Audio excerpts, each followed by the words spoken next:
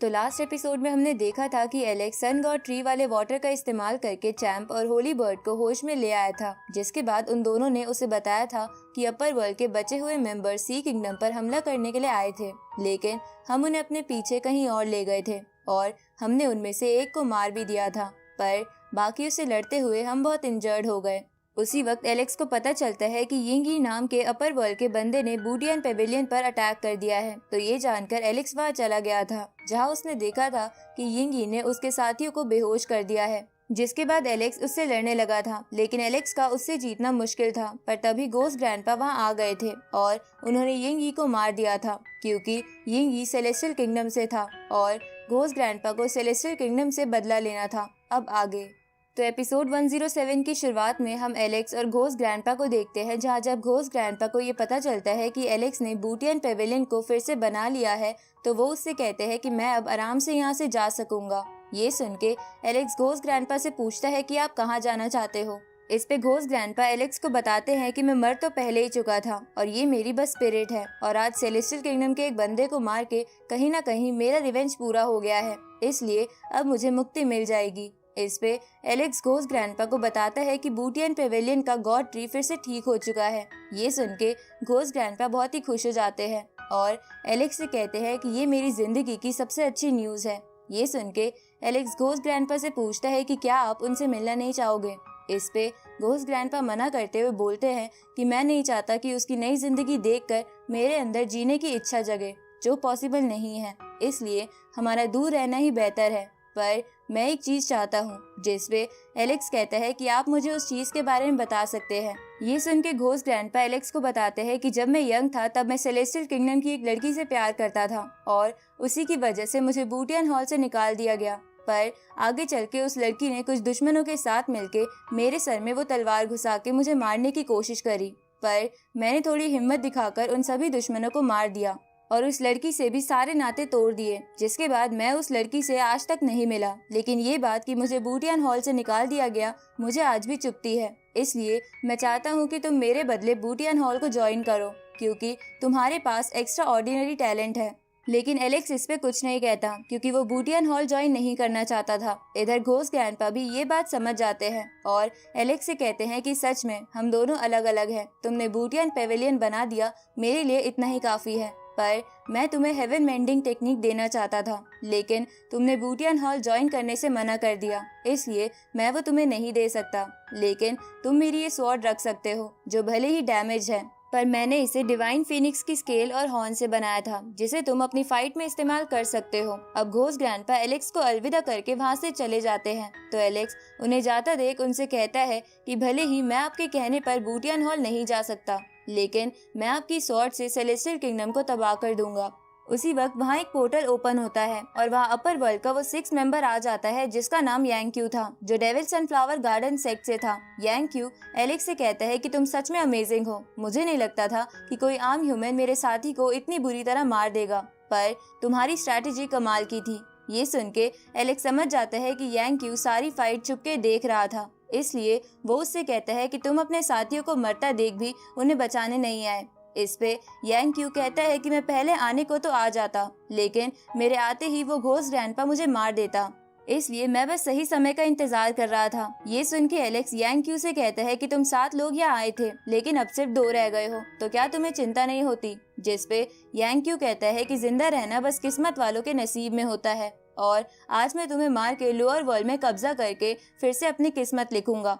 अब यांग एलेक्स के चारों तरफ बड़े बड़े डेविल सनफ्लावर ला देता है और उसे उनमें कैद करने की कोशिश करता है। ये देखकर एलेक्स बाहर निकलने की कोशिश करता है, लेकिन यांग ऐसा नहीं होने देता, क्योंकि जब भी एलेक्स बाहर निकल रहा था तब यांग एलेक्स पर अटैक कर रहा था। साथ ही एलेक्स जब भी किसी सनफ्लावर को काट रहा था तो वो फिर से रीजनरेट हो जा रहा था। तभी वो सारे सनफ्लावर मिलके एलेक्स के चारों ओर एक बैरियर जैसी चीज बना लेते हैं। तो ये देखकर एलेक्स अपनी वेल टेक्निक से उस बैरियर पर अटैक करता है, लेकिन इससे कोई फायदा नहीं होता। तो एलेक्स अपनी डिवाइन स्पेयर और घोस्ट ग्रैंडपा की स्वॉर्ड की पावर मिला के एक स्लैश अटैक करता है, जिससे बैरियर में छेद हो जाता है। पर यांग उसे जल्दी से बंद करने लगता है, लेकिन एलेक्स बार बार अटैक किए जा रहा था, जिसकी वजह से यांग के मुंह से खून आने लगता है, क्योंकि वो अपनी पावर से ही उस बैरियर को बनाए रख रहा था। पर अब यांग क्यू को भी बहुत ज्यादा गुस्सा आ गया था, इसलिए वो बोलता है कि भले ही तुम्हारे पास एक इमोर्टल आर्मर है, लेकिन तुम सिर्फ फॉर्मेशन गैदरिंग लेवल पर हो और तुम्हारे लिए मुझे हराना नामुमकिन है।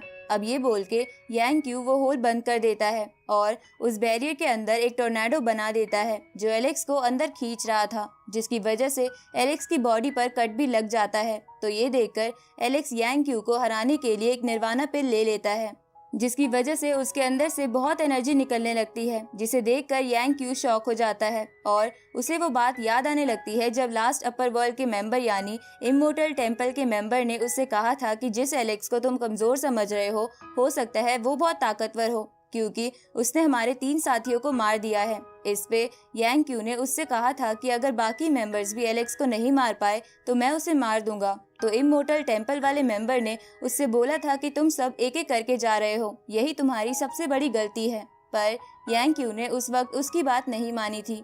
इधर हम एलेक्स को देखते हैं जो निर्वाणा पिल की वजह से वेनरेबल लेवल पर पहुंच गया था, जिसकी वजह से उसकी ताकत अब बहुत ज्यादा बढ़ गई थी और वो बस अपने 2 स्पिरिट हैंड से ही उस बैरियर को तोड़ देता है। जिसके बाद वो यांग क्यू के पास जाके उससे क्लोज कॉम्बैट फाइट करके उसे बुरी तरह पीटने लगता है, जिसकी वजह से यांग क्यू की हालत खराब हो जाती है। इसके बाद एलेक्स यांग क्यू को पकड़कर उससे कहता है कि तुम लोग खुद को ताकतवर समझते हो, लेकिन सच में तुम बिल्कुल ताकतवर नहीं हो और तुम मेरा कुछ नहीं बिगाड़ सकते। अब ये बोल के एलेक्स उसे पीट भी रहा था, जिसे देखकर यांग क्यू एलेक्स से कहता है कि तुम्हारी बातें बोलने में अच्छी लगती है, पर मुझे मौत से कोई फर्क नहीं पड़ता। उसी वक्त वो एक बड़ा सा डेविल सनफ्लावर बाहर निकाल लेता है और उसकी मदद से एलेक्स पर 10,000 डेविल सनफ्लावर स्वॉर्ड से अटैक करता है। तो एलेक्स लगातार उन स्वॉर्ड से बचने की कोशिश कर रहा था।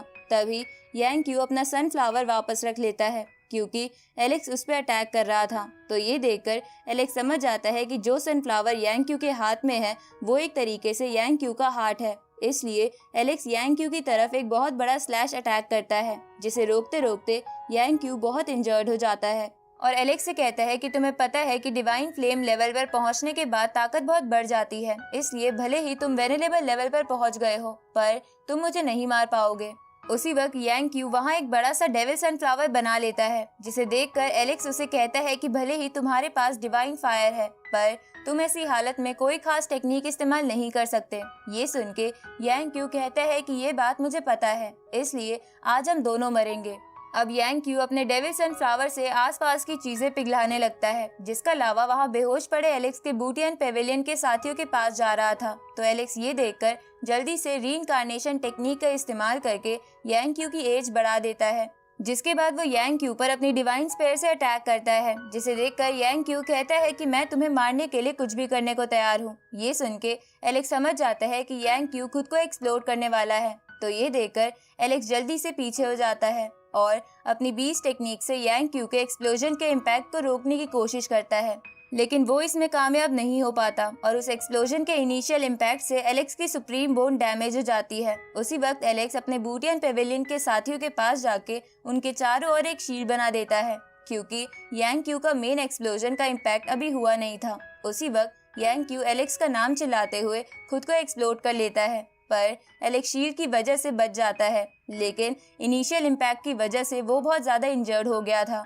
अब एलेक्स कुछ सनफ्लावर सीड्स ले लेता है, जिससे उसकी बॉडी में थोड़ी जान आती है। अब एलेक्स उन दोनों साथियों को शील्ड से कवर करके वहाँ से चला जाता है, जहाँ जाते हुए उसे अपने पेरेंट्स की बात याद आने लगती है, जब उन्होंने एलेक्स से कहा था कि तुम अपनी जान जोखिम में मत डालो और हमारे साथ चलो। उसी वक्त एलेक्स सी किंगडम के ऊपर से गुजरता है, तो उस नज़ारे को देखकर एलेक्स अपने मन में कहता है कि मॉम डैड, मैं इन लोगों को ऐसे मरते नहीं देख सकता।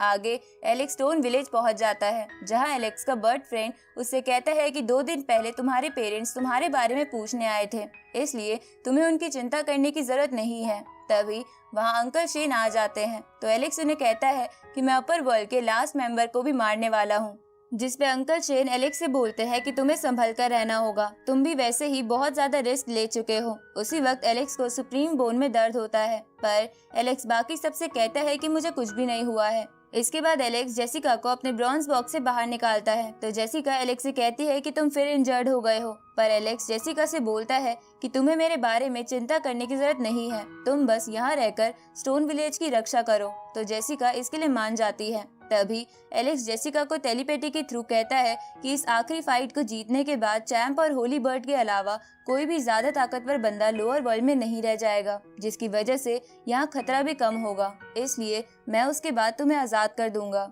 अब एलेक्स बाकी सबसे बोलता है कि मैं ये फाइट जीत ही जाऊंगा, लेकिन हो सकता है कि इस फाइट को जीतने के बाद मैं लंबे समय तक लौट कर वापस ना आ पाऊं। उसी वक्त जेसिका एलेक्स की सुप्रीम बोन की हालत जान जाती है, इसलिए वो उसे टेलीपैथी के थ्रू बोलती है कि तुम इस हालत में भी लड़ना चाहते हो। इस पर एलेक्स उसे कहता है कि फाइट करना मेरा शौक नहीं है, लेकिन मेरे पास कोई रास्ता भी नहीं बचा है। उसी वक्त स्टोन विलेज के बच्चे वहाँ आ जाते हैं और एलेक्स से पूछते हैं कि क्या हम बर्ड्स के अंडे चुराने चले, पर जेसिका उन बच्चों को मना करके एलेक्स को वहां से ले जाती है।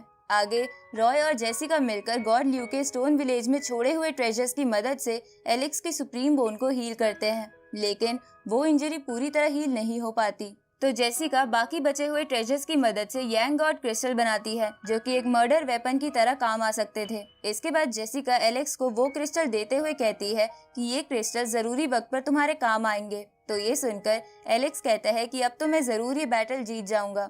अगली सुबह हम देखते हैं कि वो इमोर्टल टेम्पल वाला बंदा सी किंगडम में आ गया था और उसे ऊपर से अपर वर्ल्ड के लोग भी देख रहे थे। और इसी के साथ ये एपिसोड यहीं खत्म होता है।